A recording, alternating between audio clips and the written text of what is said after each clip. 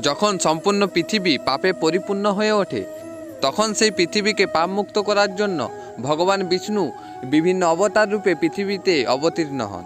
তাই ভগবান শ্রীকৃষ্ণ শ্রীমদ্ ভগবত গীতায় বলেছেন, यदा यदा हि धर्मस्य ग्लानिर्भवति भारत अभ्युत्थानं अधर्मस्य तदात्मानं सृजाम्यहम् परित्राणाय साधूनां विनाशाय च दुष्कृतां धर्म संस्थापनार्थाय সম্ভবামি যুগে যুগে। এই ভিডিওতে আমরা আলোচনা করব ভগবান বিষ্ণুর মৎস্য অবতারকে নিয়ে। মৎস্য হলো ভগবান বিষ্ণুর প্রথম অবতার রূপ। এই অবতার রূপে সত্যযুগে ভগবান বিষ্ণুর আবির্ভাব হয়েছিল।